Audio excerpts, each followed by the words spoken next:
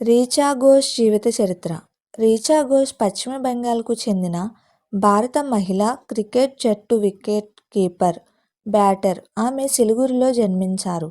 చిన్నతనం నుంచే క్రికెట్ ఆడటం ప్రారంభించి టీమిండియాకు ఎంపికై చరిత్ర సృష్టించారు.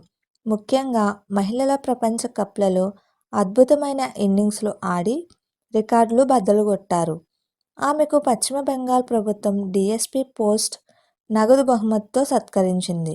భారత మహిళా క్రికెట్ జట్టులో రీచా ఘోష్ కీలక క్రీడాకారిణి.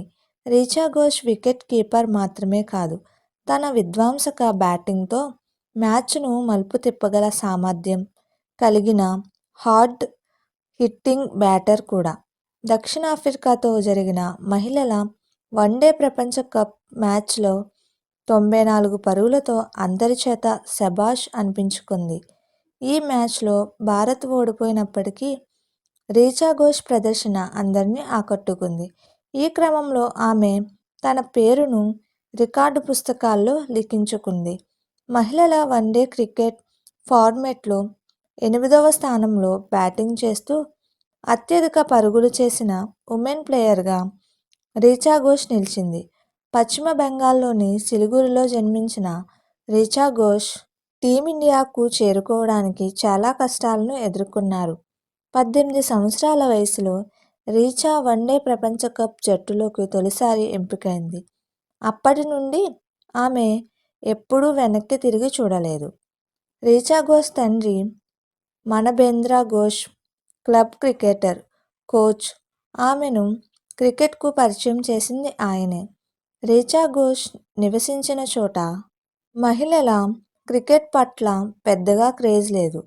ఆమె ప్రారంభ శిక్షణ అబ్బాయిలతోనే జరిగింది. అబ్బాయిలతో ఆడుకోవటం ద్వారా రీచా ఘోష్ వేగం, బౌన్స్, ప్రతికూల పరిస్థితుల్లో కూడా భయపడకుండా బ్యాటింగ్ చేయడం నేర్చుకుంది. రీచా ఘోష్ ఒక అబ్బాయిలా బ్యాటింగ్ చేస్తుంది. ఆమె తండ్రి రీచా కోసం బ్యాట్ కూడా అరువుగా తీసుకున్నాడు. రీచా ఘోష్ తండ్రి 2 ఏళ్ల క్రితం ఒక ఇంటర్వ్యూలో మాట్లాడుతూ తాను క్లబ్ స్థాయిలో కూడా క్రికెట్ ఆడేవాడినని చెప్పాడు. ప్రాక్టీస్ కోసం క్లబ్కు వెళ్ళేటప్పుడల్లా రీచా తనతో పాటు వచ్చేవాడనని చెప్పాడు.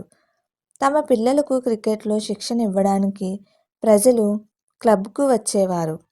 రీచా క్రమంగా ఆ పిల్లలతో కలిసి అక్కడ ఆడటం ప్రారంభించింది. రీచా టేబుల్ టెన్నిస్ ప్లేయర్ కావాలని తాను కోరుకుంటున్నానని మానవేంద్ర ఘోష్ చెప్పాడు.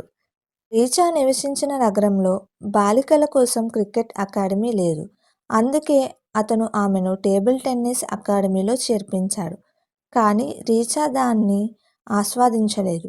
కొన్ని రోజుల తర్వాత రీచా తన తండ్రికి క్రికెట్ ఆడాలని కోరుకుంటున్నానని చెప్పింది.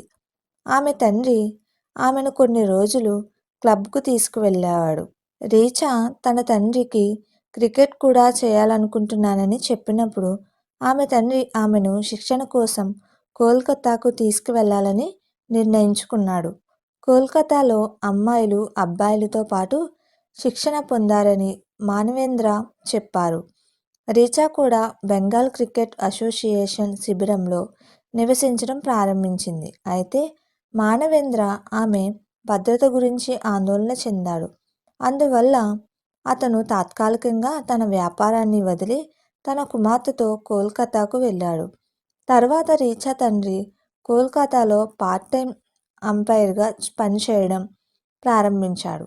రీచా టీమిండియాకు ఎంపికైన తర్వాత ఆమె తండ్రి తన పాత వ్యాపారానికి తిరిగి వచ్చాడు. రీచా ఘోష్ 16 సంవత్సరాల వయసులో భారత టీ20 జట్టు తరపున అరంగేట్రం చేసింది. ఆస్ట్రేలియాతో జరిగిన ముక్కనుపు సిరీస్లో ఆమె తొలి అంతర్జాతీయ మ్యాచ్ ఆడే అవకాశం లభించింది. ఆ సమయంలో ఆమె వయసు 16 సంవత్సరాల 4 నెలలు. అదే సంవత్సరం ఆమె ఐసీసీ టీ20 ప్రపంచ కప్ 2020లో కూడా ఆడింది. అక్కడ భారతదేశం రన్నరప్గా నిలిచింది. ఆమెకు ఎక్కువ ఆట అవకాశాలు లభించకపోయినా బెంచ్పై ఆమె ప్రశాంతత జట్టు యాజమాన్యాన్ని ఆకట్టుకుంది. రీచా ఘోష్ వయసు కేవలం 22 సంవత్సరాలు. ఈ సంవత్సరం ఆమెకు చాలా బాగుంది.